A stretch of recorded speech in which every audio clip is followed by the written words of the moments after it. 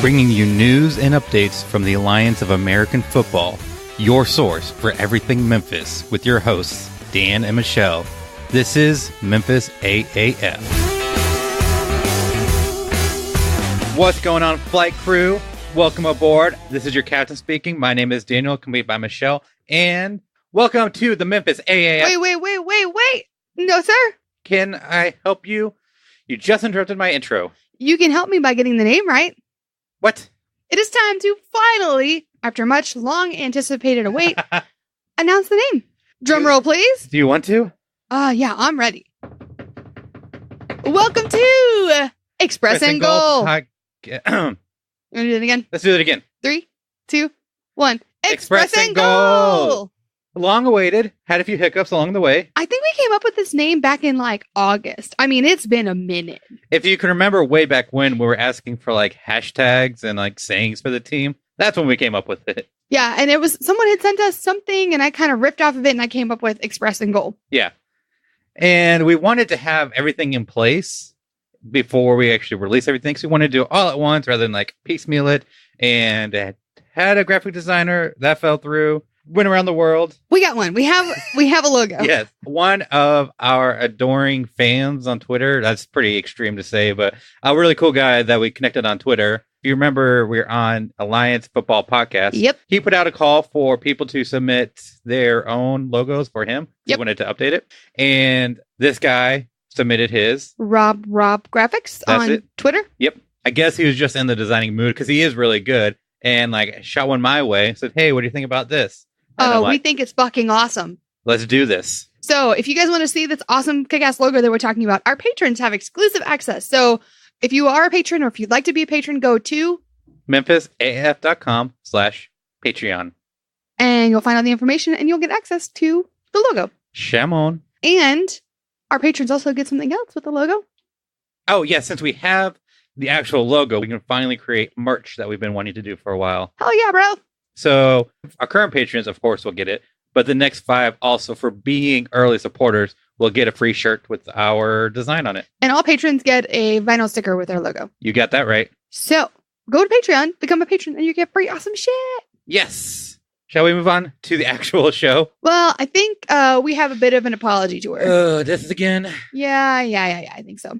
First off, we have to apologize for being late. I think with our week off due to the holidays, was it just 1 week? I felt like it was more than 1 week. For me, it was only 3 days. Anyway, because of that, we've been out of the habit of recording and being on our shit. So that's why today's episode's a little late. Yeah, just a smidge. A day. Any other apologies we got? Okay, so we announced that we wouldn't have an episode last week, but we did say that we would go live on Instagram. Did we? Yes. I don't remember that. Maybe we did. Therefore, it didn't happen. I guess we didn't, so we have nothing to apologize for. Okay. But we did get questions from some listeners. Right, because if we were going to do an episode, it was going to be a Q&A episode. Yeah, but with the holidays, it just was not possible. We thought we would go ahead and still answer those questions for you guys. Yes, so let's get started. Let's do it. What's the first question? So the first question, this is on me. I'm not sure who actually sent this question in. So you do have another stop on the apology tour. Yeah, let me, I'm so sorry. If this is your question, please reach out to us, and I will promise that I will attempt to shout you out next time, but we know how that goes. We're not the best at that. No. So anyway, on to the question. Down with apologies. We're here to focus on the Memphis Express. So let's do this. Any standout players in terms of personality or skills and what you've been able to see? Michelle, I want you to start off because I know there is one personality that really stands out to you that you just can't stop talking about. Yeah, there is a personality that really, it's a lack of a personality. I think I talked about this in our last episode. If you guys watch any promotional materials from or of or about Troy Cook, he is so dead in the face. I'm excited to watch him play, but from what we've seen, he's got zero personality, and he could not give any less of a shit. I mean, I don't think that's true, but that's just the way he conveys. Yeah. What about you, Daniel? Any standout players in terms of personality or skills? So we haven't been able to see much. We had 20 or 30 minutes of minicamp, and beyond that, there has been nothing. Yeah, pretty much. So as far as skills, and I'm not the best player evaluator, and I don't pretend to be, so I can't really say who would be the standout player. Okay. But the guys over at Blitzalytics, one of their guys did an article about some key players on the Memphis roster. It's a little bit dated because it still lists Zach Stacy, Okay. which he obviously is on the team anymore. Obviously. But if you want to go check that out, I'll put a link in the show notes. But he's got some really good ones, like Jeremy Couture, cornerback. Obviously, he lists Zach Stacy and Zach Mettenberger, which... Sorry for Zach Metten Bacon Cheeseburger. Of course. Which, as we know, maybe a little bit further down in the depth chart. Yeah, we'll see. Since the charismatic Troy Cook seems to be the number one guy. Wait. We need a nickname for Troy Cook. Oh, yeah. What? Troy Head Cook? Head Cook? I don't know. Like, there's Head Chef. Yeah. I get where you're going with it. It's just not good. We'll have to workshop it. If you have suggestions, let us know. Dead in the eyes, Troy Cook. But he also listed, this is Blitzalytics. We're moving on from Troy Cook. He listed Chris Givens, which is a wide receiver, as one of the key players. That name's familiar. We interviewed him at minicamp. Yeah, I interviewed him at minicamp, right? Yeah. Yeah. And also, if you want to see that interview, that's also on our Patreon. This one is free to the public, so you don't have to sign up for it. But do it anyway, because we're awesome, and you're awesome, and we're all awesome. But we got a couple minutes with him, so be sure to check that out. Now, I will say, before you go check that out, I've watched that back. It is not my strongest interviewing skills. And, okay, it's cold, it was windy, and the audio was rough because we have like an external microphone, but it wasn't working. Yeah, and also this was at the end of minicamp, and like everyone had already left. Yeah, and I felt like I was kind of like holding him up, and I felt bad. So it was rough. We'll get better, I promise. But he was a lot of fun, so he was cool. Yeah, so check it out. And as far as personality, there have been a couple players that are active on social media. I know I'm going to be forgetting some because I'm just kind of going off the top of my head, but I know like Chris Weathered, wide receiver. Sure. He does a lot. Absolutely. Sam Montgomery. No way. He's a defensive end. What? He likes a lot of my stuff, so I'm gonna shout him out. Way to go. Cool personality, dude. Fabian Guerrera also likes some of my stuff, so Who obviously is, wide receiver. I knew that. Yeah. Obviously. I mean, Michelle is the roster guru, so clearly she knows what I'm talking about. I can school you, bro. Okay, let's move on. Taylor_A_Cook on Instagram asked, is the February 16th home opener kickoff time announced yet? Isn't it? No. Oh. Only week 1. Our home opener is week 2. Oh, right. And if you remember correctly, Michelle won't be there. Oh, my God. So we still have to give away that ticket. Yeah. All right. Anyway, moving on. So no, only week 1 has been announced at this time. Which is 11 a.m., right? 3 p.m.? What? Is it? Michelle, now you got me confused. I'm pretty sure it's 3 p.m. I don't know about that. Google it. Okay, so we're both wrong. It's actually 1 p.m. Oh, yeah. Oh, well, I had 2 ones, so I was half right. You're twice as right. But that's not how it works. Anyway. The final question that we're going to answer today is from our friend of the pod, Joe VanDalsem, also known as Van Awesome. Who is wow. Do you not know who anybody is? I swear to God, every week you get amnesia and you forget everything. It's late. I'm sorry. This is a no-bit zone right now. Like, she is not pretending. She literally cannot remember where she knows Van Awesome from. I know where he's from. He's a co-host of the Shipyard podcast. There we go. I knew it. Anyway, he's really funny. You guys, if you're not listening to Shipyard, please check it out. It's really funny. Even though the Fleet are not going to win the championship. Well, obviously. Have you seen their uniforms? Or their helmet? Yeah. Ugh. And he'll attest to that. Anyway, Van Awesome asks, what was Koshe Irving's position at WWE? Yeah, now, let me just say, Dan's not reading that incorrectly. This is just straight up spelled Koshe Irving. And he misspelled position. How difficult is position? So I'm assuming by Koshe Irving, he means Koshe Irby, the Memphis team president, who did work at WWE. So we're going to go with that. So he asks, what was Koshe Irby's position at WWE? Hashtag Conspiracy Corner. Now, if you've not listened to the Shipyard podcast, the Conspiracy Corner is definitely a fun segment on their show to listen to. I've picked up some really fun, interesting bits. I feel like, what's that meme of Charlie from It's Always Sunny in Philadelphia with all the red strings all over the place? Oh, yeah. It's definitely them. Yeah. And I feel like Conspiracy Corner was born out of his desire to use special effects on his fancy mixer. But anyway, so I looked into this. We talked about before when we went over the front office for the team. Koshe worked at the WWE for 6.5 years before coming to the AAF. Sure. So I went on his LinkedIn, and this is what he listed as his previous job. for the WWE, obviously. Obviously. The regional director of live events. Wait, regional manager, Dunder Mifflin? Assistant to the regional manager? Right. He was the assistant to the regional... No, he was the regional director of live events for World Wrestling Entertainment. WWE. Almost 7 years. So 6 years, 11 months. He lists his job description as oversee marketing and sales for regional WWE live events in various domestic and international markets. The primary focus is driving revenue and attendance growth, as well as developing differentiators from other live events. Sounds like that background is a really great place for him to jump into a starting league. If that was his job before, was to sell tickets and to get people there in marketing, that's exactly what we need out of a team president. Yeah, and he's doing a great job. Obviously.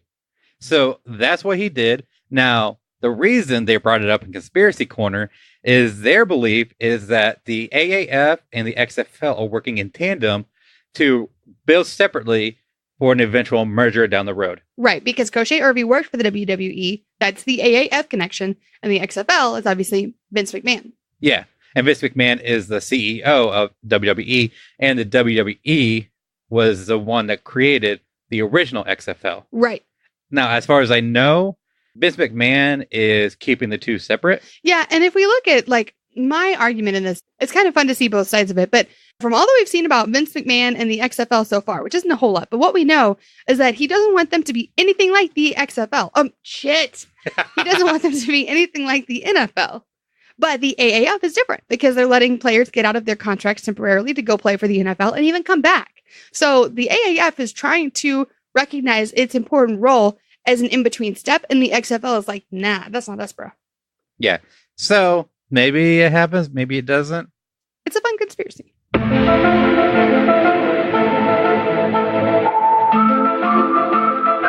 So speaking of Vince McMahon and the XFL, I think we mentioned it before. We mentioned at least one, but there has been a plethora of new spring leagues that are popping up like nowhere. This is another thing that was talked about in an episode of the Shipyard podcast.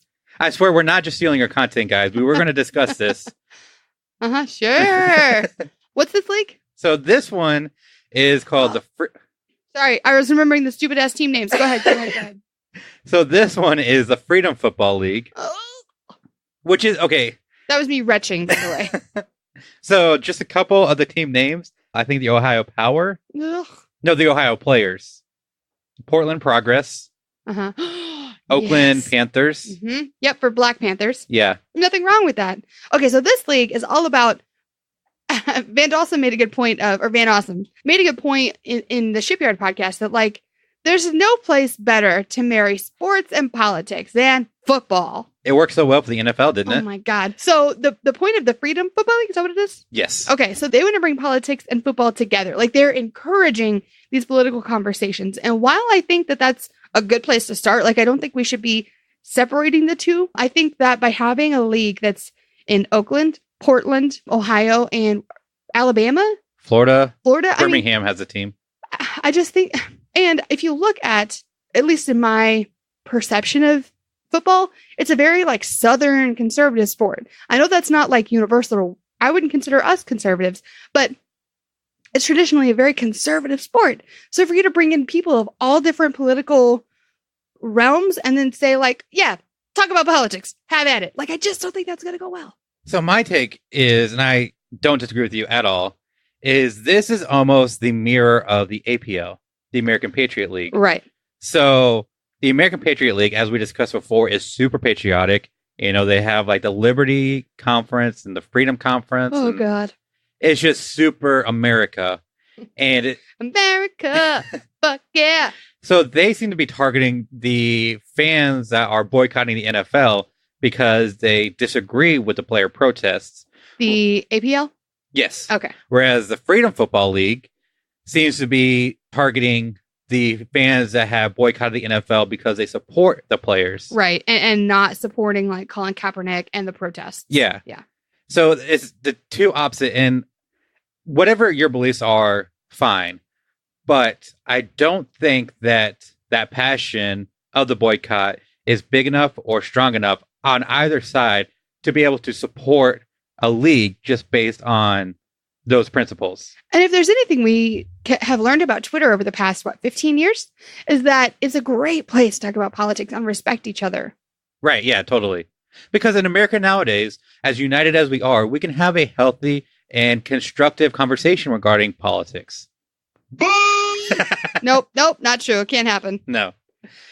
So I don't see it happening. It's hard to imagine that this would be successful. Right. I mean, I think that's just overall, like, I just don't think it's going to last. And there were other things, like, this league is totally voted on, like, everything is voted on by the fans, right? Wasn't that another aspect of it? Yeah, so like fans can own stock in the teams, which seems to be their main funding source, which, I mean... Yeah, as we were listening to the Shipyard podcast, again, another shout out for you guys. You really should start paying us. In all fairness, VanDalsem is one of our patrons, so they kind of are. Yeah, okay. Your shirt's going to be coming soon, sir. So my point was, you got to show someone what they're buying before they buy it. Like, There's no way you can rely on crowdfunding if no one knows what the fuck they're buying. And sorry for all the cussing. It just doesn't make any sense.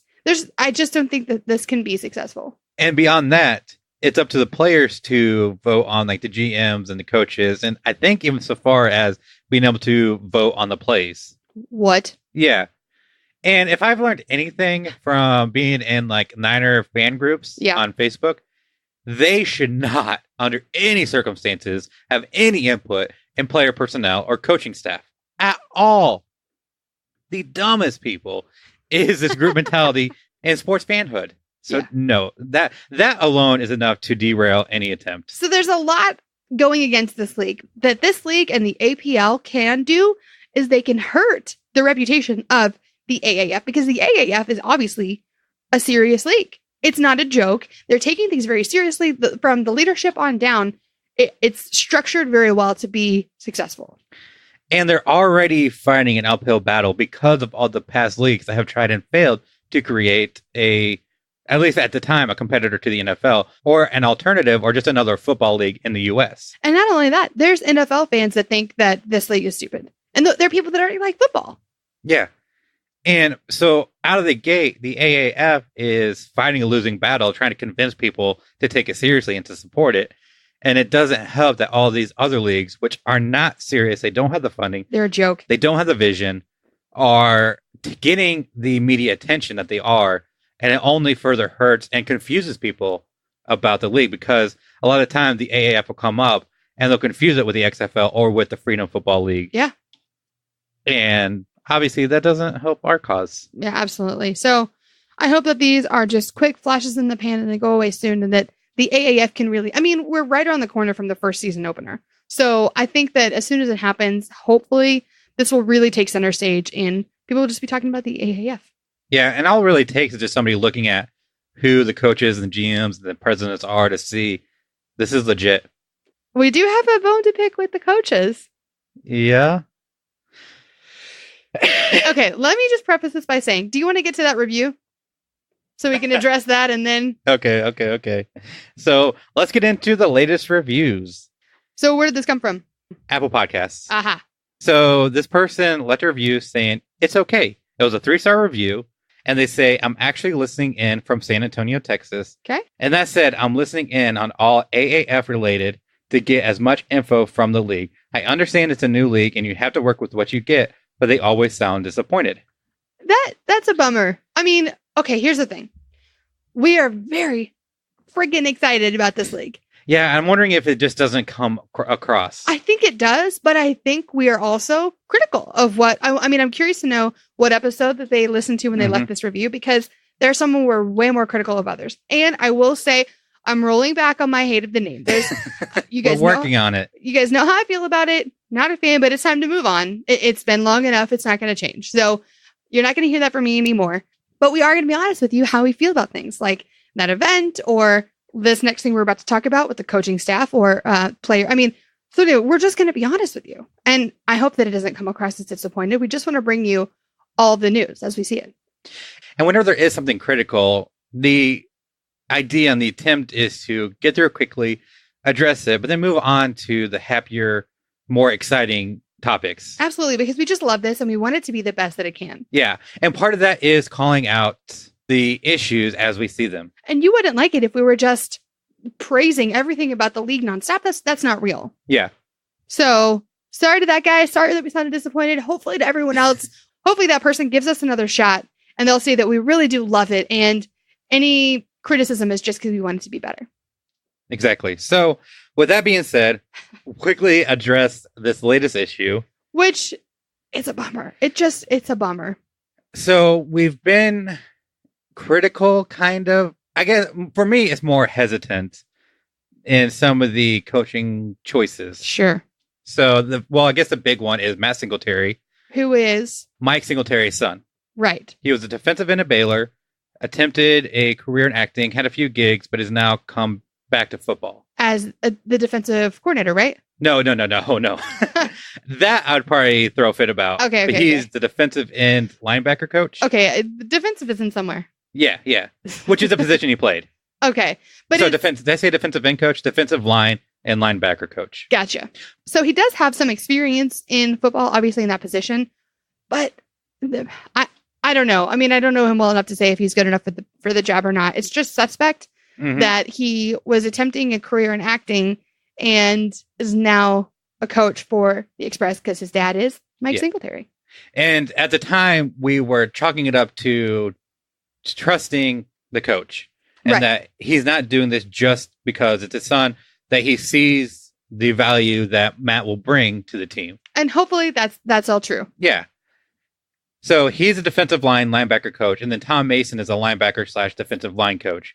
So there will be another voice in there. Okay. So there's kind of backup on that. Yeah. And Tom Mason is a legitimate coach. Sure. So the second hire that we had questions about, not at first, only after looking more into it, is, I'm not even going to attempt to butcher his first name, but he went by OJ Atogwe when he played in the NFL. Yeah. He was a very good safety, and he's now the secondary coach for the team. Secondary coach? Yeah, defensive back. Okay, sure. He is married to one of Singletary's daughters. Right. So is it just more who you know, or is he actually a valid coach? He was a good player, so I'm willing to chalk it up to that he got the job based on his merits, but he got the opportunity based on who he knows. You know, especially in this league, it's a lot about who you know, and especially just in life, it's networking. It's not what you know, it's who you know. Right, and who you know knows. Yeah. These two hires, I'm not upset about. Curious. It's suspect. Yeah, but it's more like, we'll keep an eye on it. And honestly, I think, this is for the best. I think Mike knows what he's doing. I'm going to stay cautiously optimistic. That's a good word for it. Is how I'll stay on it. I think the best way is just to see how these positions do under these coaches. I mean, you can't say that a player's performance is solely based on who's coaching them. There's a lot that goes into it, but I don't know. It's just suspect. And I don't want to spend too much time on it. Right. Because it is what it is. Nothing we can do about it. And there's more important things, more exciting things that we do want to talk about it. So we're big fans of Boba Jenkins. Absolutely. A great player who deserves a shot, but just hasn't got the opportunity. So he went to tryouts. I think that he performed well. Yeah, really well. But he wasn't signed by the team. Okay, fine. Moving on. However, they recently signed Corden Moog out of Baylor. Okay. Yeah, weird name, but we're not going to hold that against him. Sure. So I was going to make a player card for him, and I always try to find images of them playing football. Right. I couldn't find anything. Okay. So I looked into it, because there is another Corden Moog who played at Baylor, but he played rugby. So maybe there's two guys named Corden Moog. Yeah, sure. But after doing some search, I found his Facebook page and saw that he was engaged to Mike Singletary's daughter. Another one or the same one? I'm going to assume a different one. I mean, it could be the same. We don't know their lifestyle.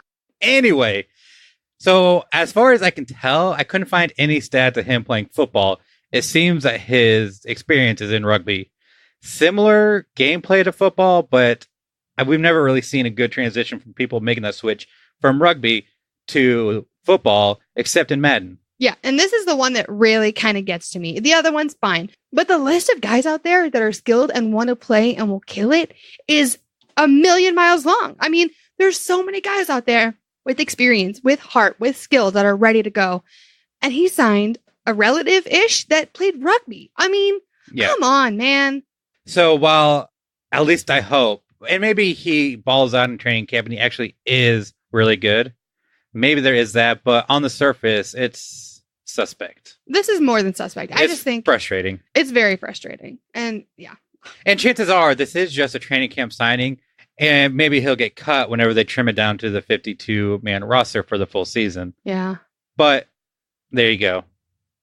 Okay, well, there's the dark spot. Let's get it back up to the happy stuff. All right. So, once again, the AAF is getting the recognition it deserves. Hell yeah. This one is coming from none other than the Panthers head coach, Riverboat Ron Rivera. So he was asked about the AAF because his team signed Garrett Gilbert, who was a quarterback for the Apollos. Right. And signed him. I think Cam got hurt. Their backup got hurt. So there we go. Gilbert gets called up. He's been then cut from the team, and he is going to be playing for the Apollos, unlike Josh Johnson, which is still up in the air. Anyway, he was asked about the AAF, and he says that this just shows how thin the position is in the NFL. Yeah. That you have to go to another league to find a backup quarterback when shit hits the fan. So, therefore, completely validating the role of the AAF. Yeah, and he said, like, that just shows the value of the AAF, that these guys have this opportunity to develop and, above all else, to stay in football shape and just stay prepared. Yeah. Rather than, cleaning pools or sitting on their couch waiting for their shot. Or going to Canada and playing another style of football. Yeah. Got some new information about the game. What game? Oh, my God. What? Football, the AAF, what this whole podcast is about. But you said the game, like, there's one. There's, like, how many? There's a lot. There's only one game that matters. Oh. Well, what game? Madden 19. Welcome to the Madden 19 podcast. Nope. I'm pretty sure it's a podcast. I'm pretty sure you did. Anyway, football, the AAF. Got some new information. So, in the NFL, going to sidetrack a bit, there's a 53-man roster, but only 46 dress on game day and are eligible to play. Absolutely, yep. The AAF is going to be similar, so we have a 52-man roster, but only 48 will be dressed on game day. Sure. I don't know why. Audience, if you know, let me know. Who's the lucky five that don't have to wear a cup that day? I'm sure that's how they feel. Thank God I don't have to wear a cup. So there you go. So 4 guys won't be able to play on game day. 4? 52 minus 48 equals 4. Oh, I thought you said 47. Okay, sorry. Where? Can we cut this, please? I think she needs a nap. Can we cut this, please? Nope. I'm in charge of editing. This is staying in. Okay, what you got next? So there has been another leak from the AAF. Leak. Okay. Like a leaking faucet of just beautiful imagery. Okay.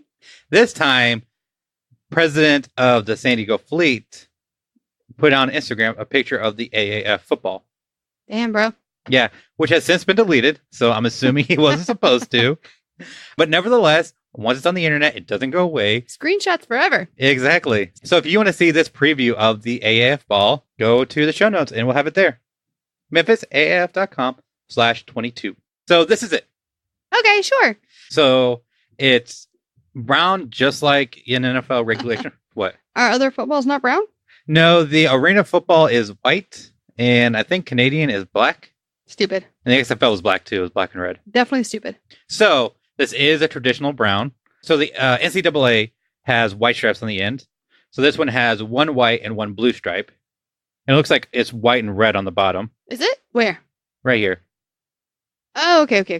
And it has the AAF logo right in the middle in black and silver. Yeah, it's kind of crazy because when you were telling me that they had another football, I was like, I mean, it's a football. How much can you really change about it? But it actually really does look different. I like it. A lot of people don't like the colors, but I think it makes it unique to the AAF without being ostentatious or atrocious. Yeah, I totally agree. I think it adds a little bit to it without making it too different. Now, my only thing is it going to change how the ball is thrown and caught? Because it looks kind of slick. No. I mean, as much as because the NFL has their logo and everything on it. So that's not going to change too much. And the NCAA has the white stripe just the same. The AAF logo looks like a sticker. Is it a sticker? Or is it printed on there? Or painted? I don't know how footballs are made, but I'm assuming it'd be just painted on there. Okay. So I think I saw somewhere that this is NCAA size, which is a little bit smaller than the NFL size football. Baby hands. Yeah, sure. So I don't know why that is or if that's even true, but there you have it. And moving on to the main event. So we have training camp right around the corner. On the day this episode drops, training camp will be starting. How exciting. Oh my God. We're just over a month away from kickoff. What thing? Oh, sorry. I was trying to be excited in the middle of a yawn. Not ideal. You sound like you need to meditate. Oh my God. I'm never going to live this down. Guys, I've been meditating like almost every day since August. I fall asleep once during meditating and he won't let me live it down. So anytime like I'm going to take a nap, I say I'm going to go meditate. Oh my God. I'm never going to live this down. Nope. Anyway, back to training camp. Exciting. Training day. We don't sound disappointed right now. Should we go watch Training Day? The cop movie? Yeah. With Denzel Washington? Sure. Training. It goes. Ethan Hawke? Yeah. Yeah, I feel like they're very related. Perfect way to celebrate. Anyway, training camp is starting. Whoop, whoop, whoop. Today, on the day that this episode is released, will be like the start of it. They'll do like the paperwork or whatever. Like all the boring shit. Yeah. But tomorrow starts the league-wide practice. League-wide practice? Yep. Now, I don't know if that's like all the teams will be practicing together on. So if it's like all the quarterbacks practicing, all the running backs practicing. Right. Or if it's going to be all the teams are going to separate, everybody will be practicing, but just separately. At the same time. Yeah. They will be on different fields. So, and again, obviously, they're not going to be practicing the entire time. Obviously. But there is different locations for every team, and each team is going to be in a different hotel. Ooh. Got to keep it secret. Yeah. There will be co-op practices.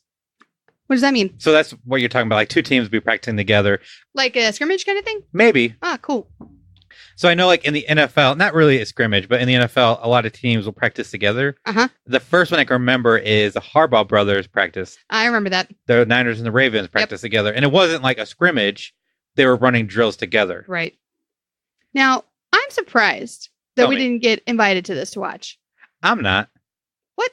When have you ever known the AAF to be open about anything? All right. Fair point. I guess I'm just saying I would have loved to have been there. Yeah. The only thing we were invited to was the tryouts because I was solely at Memphis Express. Yep. And a 30-minute period during the minicamp. Which was open to all media. Yeah. So, no, I am not surprised that training camp is close to us. Where's it happening? San Antonio. I'm not surprised. Everything's happening in San Antonio. Yeah, it seems to be the place. I mean, in all fairness, where other than Texas can you find 8 places for a football team to practice? Fair enough. Within, like, driving distance of each other. Yep. So there will be co-op practices, and each team will play one preseason game. Well, we get to watch those? I heard something that it will be televised. What? Not confirmed, and it wasn't from a reliable source, so I don't know. Oh man, I would love to. That they should air. For sure. If nothing else, like the app should be up and we should be able to watch it. Yeah. When's the app coming? This is off topic, but it should be this month. I'll reach out to the tech team and see if I can get some more information. You better. Do we have any idea what the matchups are going to be? No, not yet. Do we get to vote? Maybe. That would be cool. Are we going to take a leaf out of the Freedom Football League's playbook? No. See, preseason's different. Yeah. So the preseason games will be on the 27th and 28th. Be 2 games each day. Okay. I want to watch. Okay. What are we doing? I feel like, do we have plans? Check your calendar. Cancel them. Doesn't matter. We're watching these games. Exactly. This all came from an interview that one of the GMs did for a radio show. Cool. And one thing that I found really interesting and could explain, at least partially, why Zach Metten Bacon Cheeseburger wasn't a hot pick during the draft. Do tell. As we all know, the AAF is eliminating extra point attempts after a touchdown. Yes. You have to go for a 2-point conversion. Exciting. Exactly.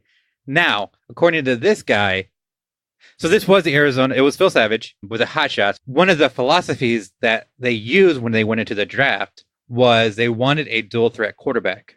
Dual threat? Think Colin Kaepernick, Cam Newton. Running, passing. Exactly. Not somebody like Ben Roethlisberger or Tom Brady. Ben Roethlisberger. Yeah. Not moving anywhere. And that's what Mettenberger is. He's a statue. He's not very mobile. Gotcha. And when it comes to 2-point conversions, one of the hardest things to do is cover the quarterback as well as the rest of the team. When you go for 2-point conversion, having a dual threat quarterback is immensely valuable. Okay. That makes a lot of sense. Yeah. So Troy Cook, already knowing the system that Singletary wants to run, Yep. and being considerably more mobile than Megan Bacon Cheeseburger, there you go. Makes a lot of sense. Yeah. And you can also see that in Brandon Silvers, who is also very mobile. Okay. Yeah. And then you have Hackenberg and Mettenberger, Hackenberg Theaters, who are big arm guys, not mobile, but can throw the ball around. Right. So it seems like you got 2 more mobile guys and 2 more arm guys, and going into training camp, seeing which one works best. Now, I'm probably have asked you this before. You may have said this before. I'm sure I have. Which quarterbacks do you think will make the final cut? I cannot possibly say. No predictions? Nothing? None. Because I never would have predicted that Metten Bacon Cheeseburger would not be the first pick for the Express. Yeah, that's fair. So as far as what Singletary sees in these guys and how many quarterbacks they're going to carry, is there something with Metten Bacon Cheeseburger that isn't savvy with the coach? His attitude might be more than they can bear. Maybe he's not good. Maybe Silvers doesn't make it. Maybe, there's just too much that I don't know. So I'm like everybody else. I'm just going to wait and see what happens during the training camp. Okay. And kind of follow the roster moves and see where we land. That's what everyone does, Daniel. Only too true. Being a new league and things are going to change. Rules are going to change to fit whatever they come up with. Yep. As we know, when it was first announced, we had a 50-man roster, but that has been changed to 52. Okay, now you were saying 52 earlier, and I was like, wait, I could swear to God it was 50. It was 50. Okay. Now it's 52. I was like, all right, you guys, I know I don't know that much. And I get confused sometimes. I was like, I swear it was 50. Why did you say 52? But I didn't want to call him out and be wrong. Okay, so for the record, I was thinking it was 50. And so keep that in mind and understand that what you know about the AAF could change on a moment's notice. For example, when it was first announced, they said that they would have a 30-second play clock, where the NFL has a 40-second. And now it is being said that there will be a 35-second play clock. Okay, fine, sure. I don't care. And the onside kick, as we know, there are no kickoffs. So if you are trying to stay in the game and you want to go for a quote-unquote onside kick, so in the AAF, you'd be on your own 35-yard line, and it'd be essentially a 4th and 10. So you have one play to go 10 yards, and then you keep the ball. Otherwise, you turn it over. Well, that is now going to be a 4th and 12 situation. So you have one play to go 12 yards. See, these are both situations in which I don't know why, but I kind of don't really care. So, sure. This isn't like revolutionary to the game. It doesn't change a whole lot. It's just these minor things. So if you hear us say, or hear me say, since Michelle doesn't keep up. Hey. So, or if you hear it anywhere else, just know that the changes are going to happen. And these are what we know so far. We just got to be along for the ride. Bingo. And what a fun ride it's going to be. We got to ride through the turbulence. Hey-o, Michelle's on board. Fine. Anyway, that is all I got. Michelle, you got anything you want to add? No. Okay. So, the question for you guys is, who do you think are the star players or like the big names going to be coming out of training camp, whether personality or skill-wise? Yeah, that's a good one. Yeah. So, follow us on social media to let us know or leave a comment on the website at memphisaaf.com. And from there, you can find us on social media, on Twitter, Instagram, wherever you feel like communicating with us. And if you want your voice on the show, all you got to do is call 901-352-0177. Leave us a message, and maybe we'll play it on the show. Please do. Those are fun to listen to. Yeah. And if you want to get early access to get a look at our new logo, which is totally badass, or if you want to be the first ones to get some free merch from the show, memphisaaf.com/Patreon. Do it.